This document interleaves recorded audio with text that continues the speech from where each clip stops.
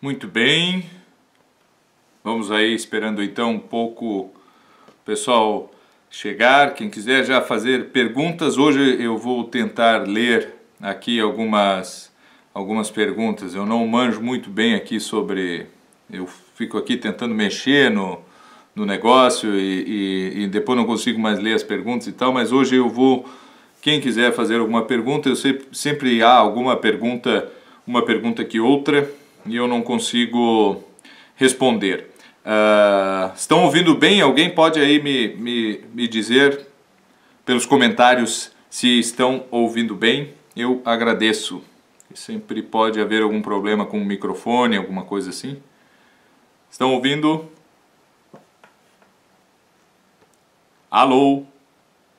Alguém está escutando? Das 16 pessoas que me assistem agora, alguém está escutando? De todo jeito. Vamos começar.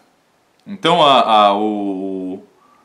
o título dessa live, nós estamos aí dizendo: não vamos imitar os países ricos, não é? Não vamos imitar os países ricos com relação à educação, não é? E essa é uma tendência que nós vemos muito, né? E são todos exemplos usados por pessoas muito bem intencionadas, por outras nem tanto, mas normalmente os exemplos são sempre de países ricos, né? Porque na Finlândia é feito assim, na Noruega é assado, nos Estados Unidos é assim, no Japão as escolas isso e aquilo, o salário dos professores em tal país é tanto e tal. E por que este é um critério, não é? E primeiramente vamos tentar ver onde nós podemos primeiro localizar essa discussão, a discussão educacional. Quando nós falamos em imitar a educação, são sobre diversos aspectos que pode acontecer essa imitação. Nós podemos imitar a metodologia, nós podemos imitar a estrutura, nós podemos imitar os focos de investimentos, não é? Todos esses aspectos são aspectos muito diferentes e que não necessariamente estão ligados entre si. Nós podemos imitar a filosofia que há por trás e os princípios e as grandes motivações, nós podemos imitar os objetivos da educação. Mas a nossa discussão vai sobre tudo isso, com certeza, não é? Nós estamos falando em não imitar em nada nenhum dos países ricos, mas também não vamos imitar os pobres, certo? A questão é que imitação hoje em dia, essa imitação do que está acontecendo em termos de educação em qualquer lugar do mundo, não parece que possa nos levar a lugar nenhum.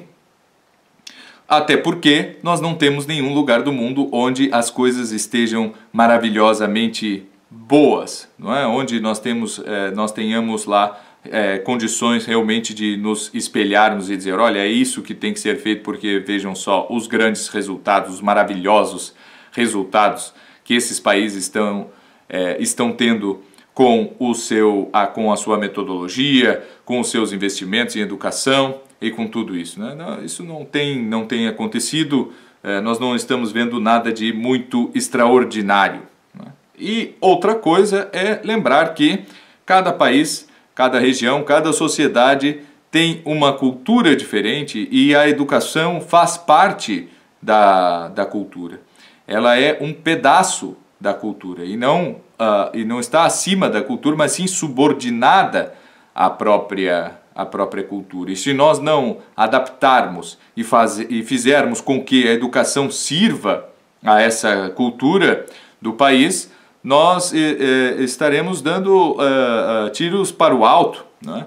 E não estaremos indo a lugar nenhum. Então, a primeira coisa eu acho importante de nós pormos quando falamos nesses assuntos é isso, né? Vamos fazer um sistema como o da Coreia do Sul ou o do Japão, não é? Vejam só os resultados, não é? E as pessoas falam assim: vejam só os resultados, esperando que realmente, não é? Mas quais são esses resultados, não é? O que tem acontecido na educação da Coreia do Sul e na educação do Japão. Quais são esses resultados? O que está... Não, mas eles têm um crescimento econômico muito bom. Eu digo, bom, e o quanto disso depende da educação formal, não é? Quando nós vemos educação de crianças, educação de jovens adultos e crianças e jovens adultos, o quanto isso depende, certo? E o que nós podemos, dentro da nossa cultura, imitar. Com certeza haverá algo de bom, mas não é só porque o Japão é rico que nós temos que imitar a educação do Japão, porque a Coreia do Sul tem um crescimento econômico nas últimas décadas impressionante, certo? Porque a Finlândia tira os primeiros lugares nos concursos, não é? Nos testes internacionais, certo? Bom, isso é um bom indicador. Só que eles são a Finlândia, e o que eles têm para ensinar a nós? Bom, é que tirar os primeiros lugares em concursos internacionais pode ser que atraia investimentos, mas pode ser que não, né? Independente, a Finlândia tem os primeiros lugares nos testes internacionais, mas mesmo assim precisa de um grande aparato diplomático, um grande aparato de relações internacionais para atrair investimentos, né? E não consegue bloquear, com a melhor educação do mundo, a saída de grandes empresas do país, né? Como por exemplo foi o caso da Nokia, né? Então eu não preciso mais de gente que tira o primeiro lugar nos testes internacionais, eu preciso de gente que trabalhe por pouco dinheiro, como é na Romênia. Então eu pego a empresa e levo para a Romênia. Então não há uma ligação muito direta nisso, né? E quando este for o objetivo das instituições educacionais em geral, não é? Ou seja, todas as instituições educacionais, desde a alfabetização até o ensino superior, não é? Não, nós precisamos melhorar a mão de obra qualificada, e este sim é o grande objetivo da educação. Esse também é o objetivo da educação para um certo grupo de pessoas vocacionadas a isso e que queiram realmente fazer isso, que queiram trabalhar com profissões específicas, né? Mas não é o todo, não é o todo da educação. E talvez o primeiro problema esteja aí, não é? Nós tentarmos reduzir a educação a uma formação de mão de obra especializada. Então nós temos esses primeiros pontos, né? Para que a educação? E esse não é o objetivo aqui.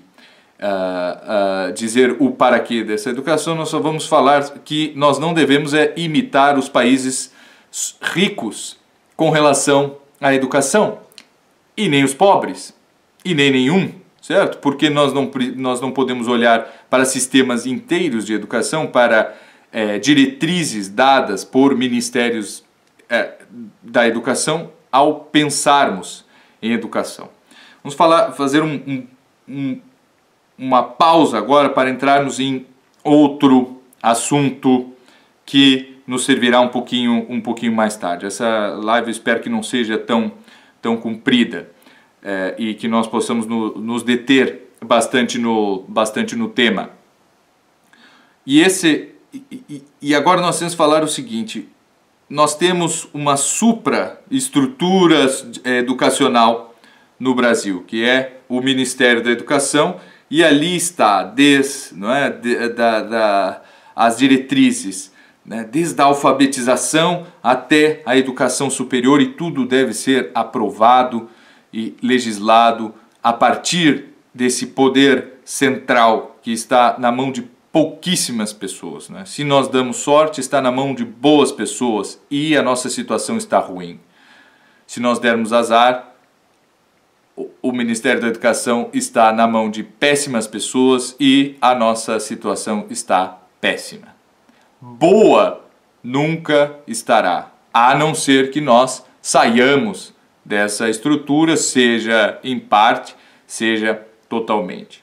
O outro oposto disso, não é? Em confiarmos a educação de nós mesmos e a educação de nossos filhos em uma superestrutura, não é? Que aí sim fará com que tudo aconteça com a máxima eficácia possível, é o isolamento total na pessoa do autodidata, não é? Então, não, isso aqui é uma porcaria, o Ministério da Educação não devia nem existir, e isso não serve para nada, isso aqui só está atrapalhando os meus próprios estudos ou está atrapalhando o desenvolvimento intelectual dos meus filhos, e agora eu vou isolar tudo aqui num mesmo aqui na minha família ou em mim mesmo, né? Eu vou comprar os meus livros, eu vou aqui assistir as minhas aulas, mas pronto, né? Esse negócio de instituições de educação e não sei o que, isso aí, ó, institucionalizou, estragou tudo, né? Tem que ser aqui, mais ou menos, aqui eu com a minha prateleira, eu com o meu computador, vou resolver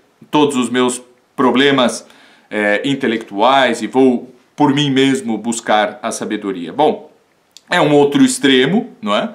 É um outro extremo e que pode ser que aconteça algo muito pior do que se tu tivesses ficado inserido dentro desse sistema, não é? Educacional com os ministérios e as secretarias e as reitorias das universidades e as direções das escolas e tudo isso, né? Pode ser que tu te dê muito bem e pode ser que a coisa aí sim que degringole de vez, porque ao final nem aquele maldito papelzinho que te dá direito a concorrer a certas vagas de emprego tu terás. E qual é o meio termo disso, não é?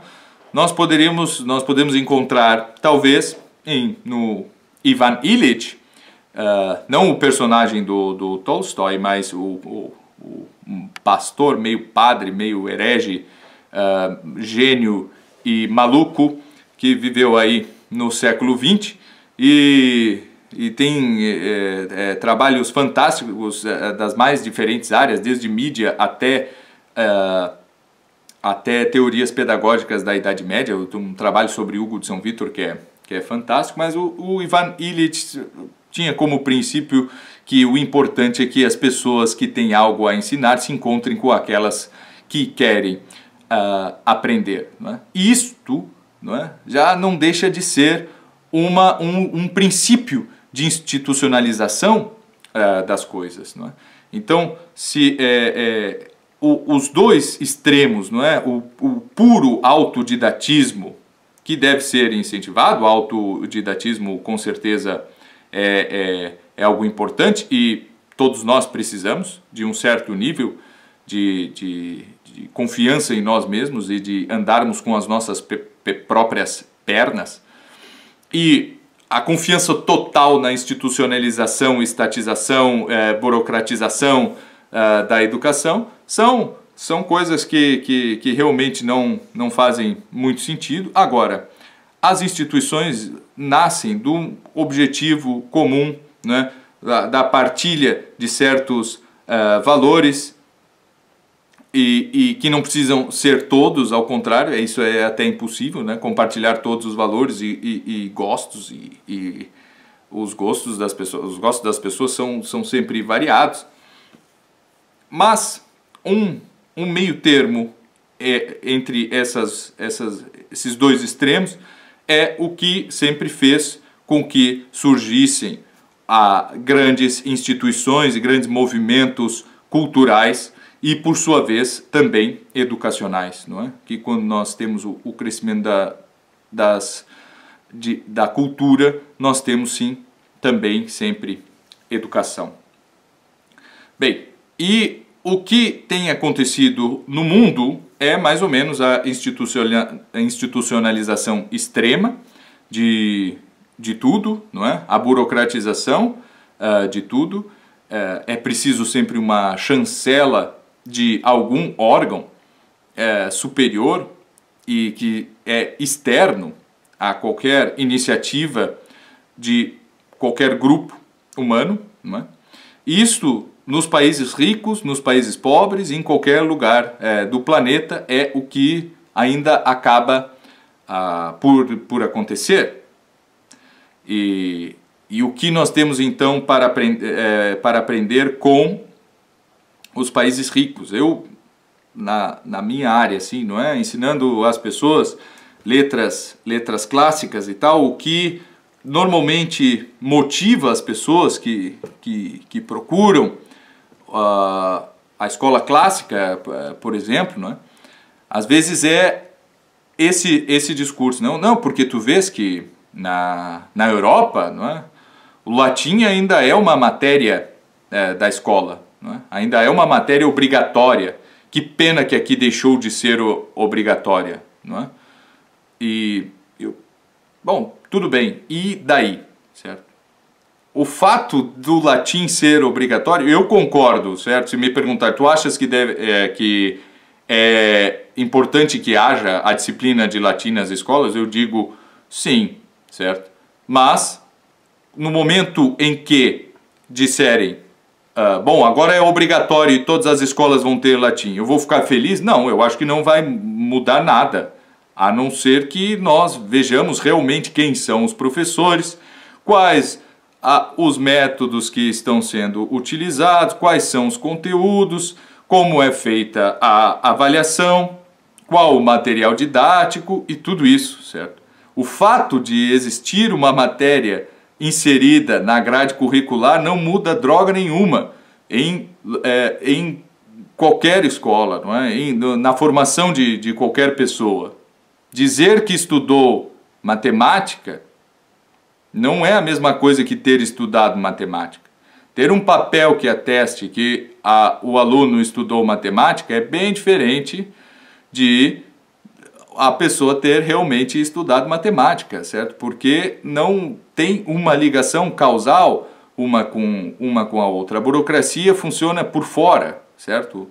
Isso eu digo vendo que aqui, por exemplo, na Alemanha, todas as pessoas que frequentam os chamados ginásios, né, que são escolas onde se estuda até os 19, 20 anos, para aí sim ingressar nas universidades, todas essas pessoas tiveram que estudar ou latim ou francês, certo?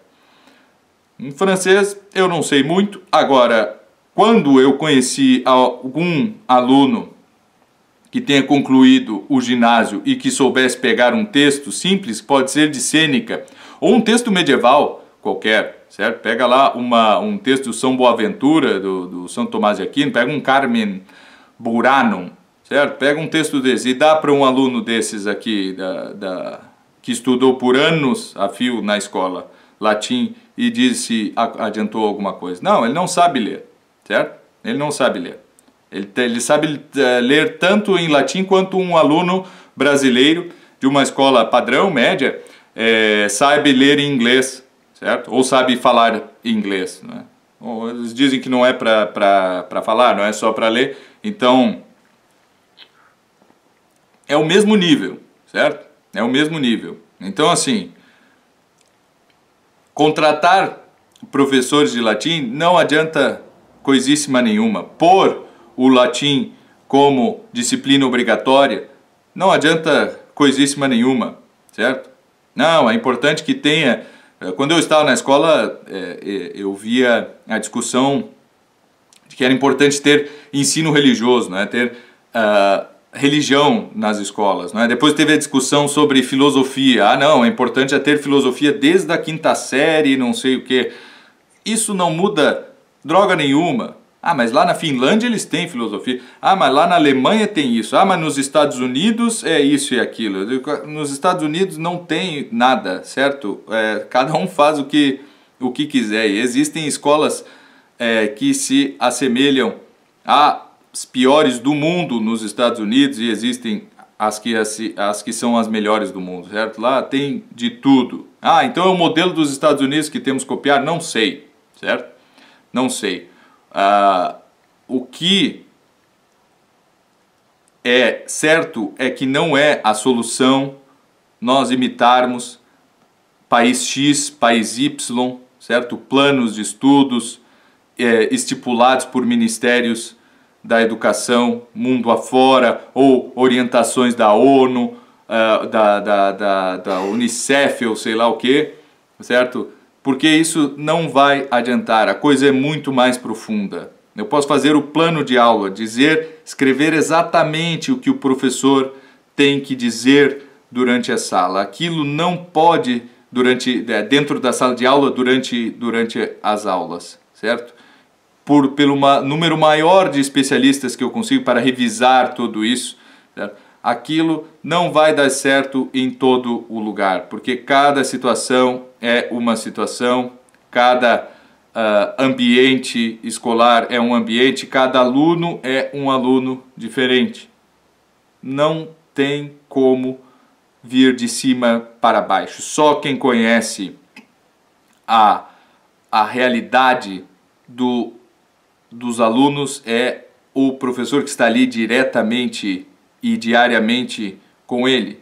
Ele só é capaz de saber o que é melhor para esses alunos. Só que normalmente ele aprende a usar somente um livro ou dois, ele aprende a ensinar aquela fórmula matemática somente de um jeito, certo? Ele indica somente uma forma dos alunos aprender tudo isso, porque se ele não fizer assim, ele está correndo o risco não do aluno não aprender, certo? Porque isso ele também não se importa. E os professores são ensinados a fazer isso, certo? Não. Se o aluno aprendeu, bom, aí é outra coisa, só sei que eu estou seguindo as diretrizes que foram passadas quando eu estava na faculdade, são as diretrizes que vêm do Ministério da Educação, são as diretrizes que vêm dos congressos que eu frequento, né? Então agora mudou, agora o método é tal, né? Agora o método de alfabetização mudou de fonético para silábico e fica mudando de um para o outro, é que nem ovo na nutrição, não é? Às vezes o ovo é bom, às vezes é mau, depende, certo? Assim como a metodologia de ensino de qualquer coisa também depende muito. Então não, agora a abordagem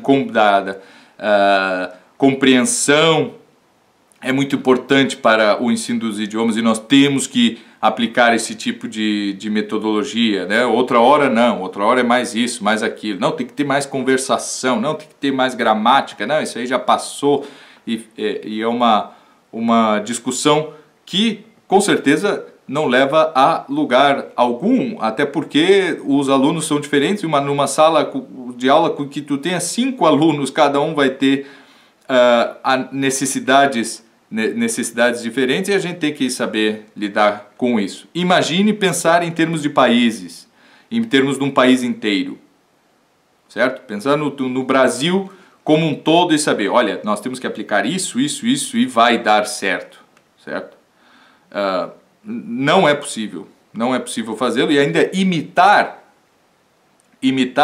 outros países, não é? Com a cultura totalmente diferente da nossa, aí sim que nós estamos indo pro buraco, porque normalmente quando o Brasil tenta imitar qualquer coisa que vem de fora, não funciona, né? As coisas que funcionam são as que nós começamos do zero, aos pouquinhos, né? Como, sei lá, construir aviões, a gente vai pesquisando, né? Até a Embraer juntar a primeira porca com o primeiro parafuso foi muito tempo, né? E tem um método de trabalho totalmente desenvolvido no Brasil de acordo com a cultura de trabalho do brasileiro, com a forma de encarar e resolver problemas que o brasileiro tem. O que nós devemos imitar? Bom, nós imitamos aquilo que dá certo, mas que dá certo individualmente,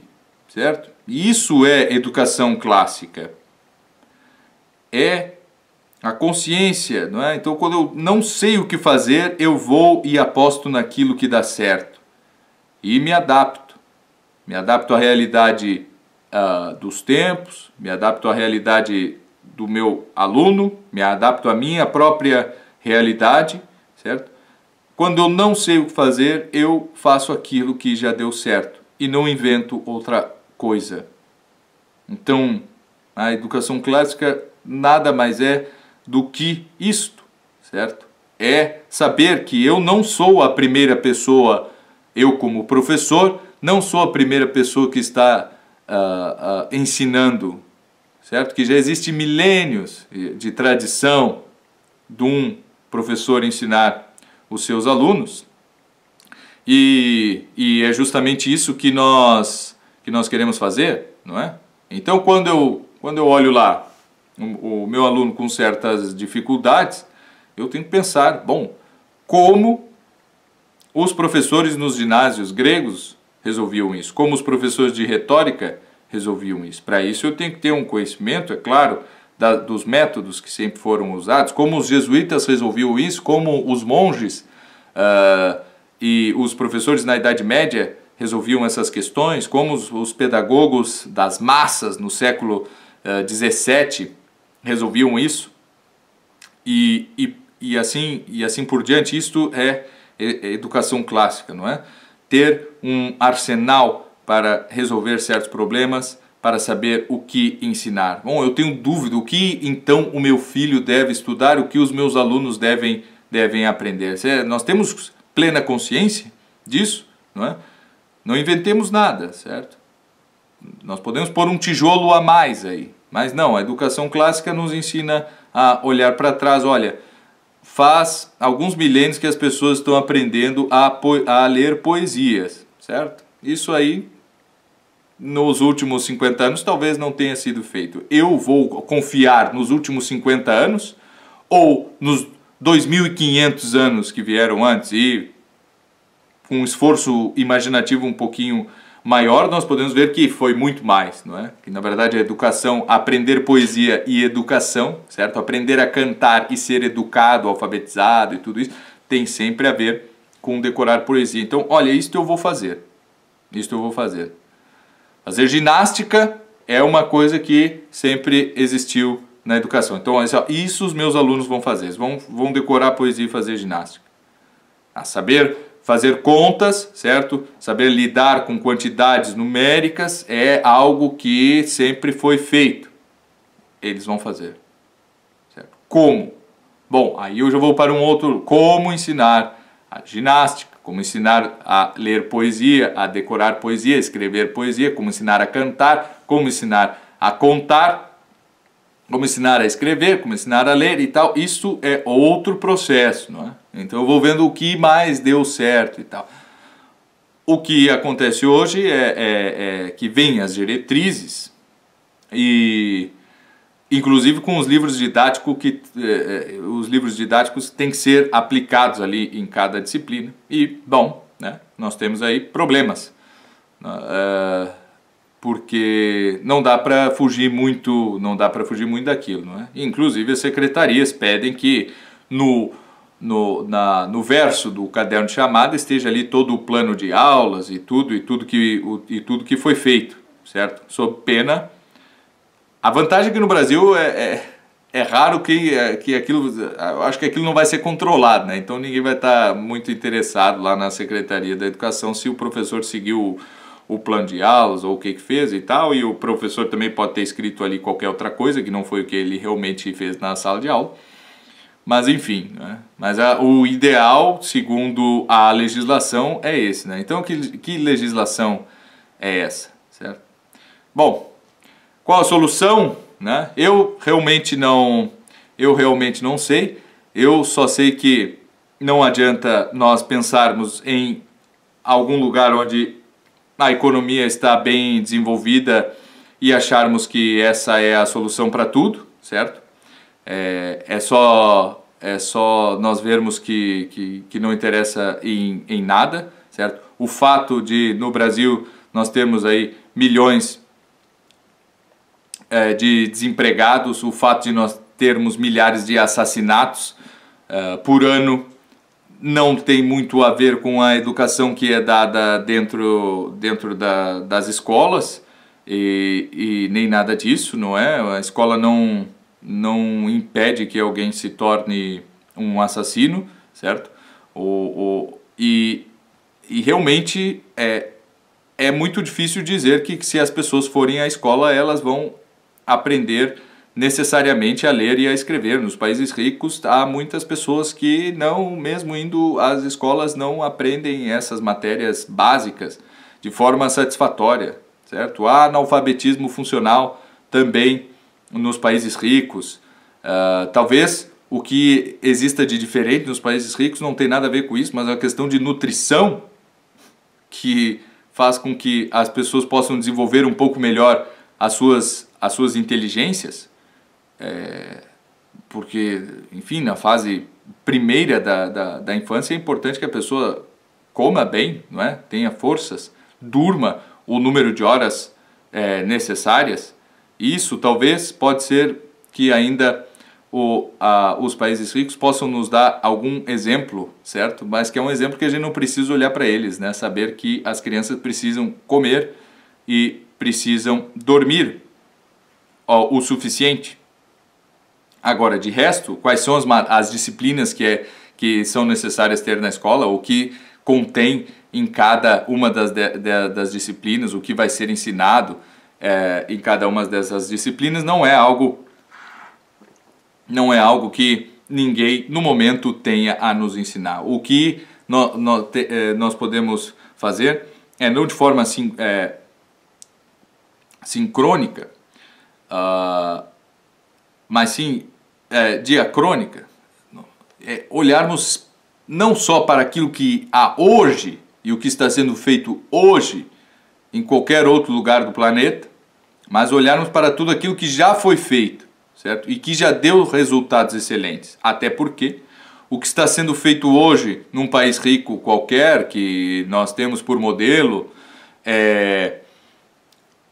não é necessariamente o que ele fazia há 10 anos atrás, ou há 20 ou 30 anos atrás, que foi o que talvez tenha ajudado a ele a gerar riqueza, certo? Agora, construir mão de obra especializada é algo que ajuda a economia. Só que a educação está muito além disso e não consiste só nisso, certo? Eu posso formar bons operários, bons técnicos em muito pouco tempo e muito menos tempo do que a maioria dos cursos promete. Agora, a educação não vive só disso. A educação não é só saber formar um bom operador de máquina ou um bom contador que seja, um bom engenheiro e nem mesmo um bom médico. A educação está a serviço da cultura inteira. Na cultura inteira. E para isso ela precisa da sua base, né? Das ferramentas que dão acesso a essa cultura inteira, que é ler, escrever, fazer contas, certo? E sobreviver em cima das próprias pernas com a saúde, a higiene, a educação física e tudo isso. Sem isso aí não adianta, né? Não, pode ter latim, pode ter 7 idiomas nas escolas, pode se aprender física quântica, pode se aprender química nuclear, ou o que seja, certo? Não interessa, o importante é esta base. Se depois a pessoa vai ser o que for da vida, o que fizer, isso não vem ao caso. E quando eu dou a justificativa para os meus alunos, por que eu preciso saber isso aí, professor? Certo? Não, porque isso aqui, as piores, não é, explicações são as únicas. Ou isso aqui cai no vestibular, ou não, isso aqui talvez tu vá precisar disso aqui na tua profissão. Não sei se tu vai ser engenheiro, se tu vai ser médico e tal. Isso aqui é importante porque na tua profissão tu vai precisar, certo? Não é essa a explicação. Nunca foi. Certo? A explicação é, primeiro, que se o professor não puder dar essa explicação que eu vou dar agora, é melhor que ele não dê nenhuma. Mas o importante é que aquilo é a ferramenta de qualquer outro conhecimento, certo? Qualquer outra coisa.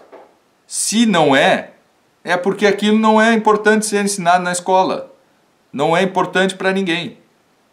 Então, e quais são essas coisas que são importantes? Bom, são as disciplinas sempre básicas que estão aí nos nossos currículos e a gente não precisa inventar mais nada. A gente não precisa ter aula de programação, nas escolas, certo? Você não precisa ter aula de ciência política na escola, como há nos países ricos, certo? Agora, por quê? Porque é perder tempo que eu deveria estar gastando em ler, escrever, em saber fazer contas, certo? E quando nós perdemos tempo com essas coisas, depois fica muito mais difícil nós recuperarmos. Bem, a discussão pode continuar aí por muito mais tempo e com muito mais assuntos, não é? Mas a grande mensagem mais ou menos é essa, e algo que eu queria abrir assim um pouco a discussão, é porque eu tenho visto muita gente sempre dando exemplos de países só porque são ricos e tem algo a ser imitado. Eu vou dar um exemplo que já está até meio clichê, mas, por exemplo, a Polônia é um país pobre. A Polônia é mais pobre que o Brasil. Claro que tem uma qualidade de vida superior, mas é um país que investe muito menos em educação do que o Brasil, talvez proporcionalmente ao PIB mais ou menos a mesma coisa e tal. Mas eles já ultrapassaram, por exemplo, a grande potência econômica que é a Alemanha, né? Ultrapassaram, se eu não me engano, 3 posições nos últimos testes. A Polônia ultrapassou a Alemanha, certo? Isso não tem nada a ver com o dinheiro, até porque o dinheiro que a Polônia tem é uma mixaria, certo? Comparado com o que tem a Alemanha, né? Chega a ser ridículo comparar as duas economias de dois países que são vizinhos, certo? Mas, em termos de educacionais, em termos de números, eles ultrapassaram. Certo? E, bom, então vamos olhar para a Polônia e vamos fazer... Não, a Polônia não tem nada a ver com o Brasil, nós não temos quase nada. Talvez um pedaço do Paraná possa realmente ter uma ligação um pouco mais forte com a Polônia. Agora, o resto do país não tem nada a ver com a Polônia. Aquela educação ali serve à cultura polonesa. A nossa educação tem que servir à cultura brasileira, certo? Se nós vamos nos aproximar, que nós nos aproximemos das nossas raízes ibéricas e entendamos mais, não o que está sendo feito agora em Portugal, na Espanha, mas entendamos mais o que sempre foi feito desde então, não é? E qual é a nossa tradição educacional, que remonta, sim, à Grécia Antiga, mas que passa por toda Roma, a Idade Média, a Renascença, os jesuítas, certo? E que vem até nós, que chega até nós, por mais que tenha sempre sido combatida, tanto, não é, desde do Marquês do Pombal e até mesmo antes disso, não é? Mas nós não podemos abandonar essa tradição e ver realmente o que fez o Marquês do Pombal em termos educacionais e o que isso nos influenciou e o que foi positivo, o que pode ter sido positivo nessa questão, certo? Mas que seja uma educação que sirva ao Brasil, que sirva à realidade brasileira. E isso não tentando mudar o Ministério da Educação, mas tentando mudar a nós mesmos, a nossa posição enquanto estamos sendo educados, enquanto estamos nos educando, enquanto estamos educando os outros. É só assim que a coisa pode ir para frente, né? E que eu mude a educação através da minha própria educação. Como? Olhando para trás e vendo aquilo que deu certo e seguindo em diante. Bem, ficamos por aqui.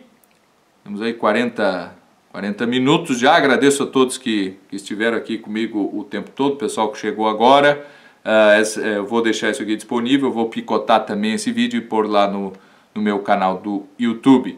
Lembrando que dia 30 de novembro temos o nosso 6º Congresso de Educação Clássica, Educação Liberal, em Porto Alegre, o Congresso do Instituto Hugo de São Vitor. Acessem www.hugodesaovitor.org e lá tem Lá nós temos todas as informações. Muito obrigado a todos, até a próxima.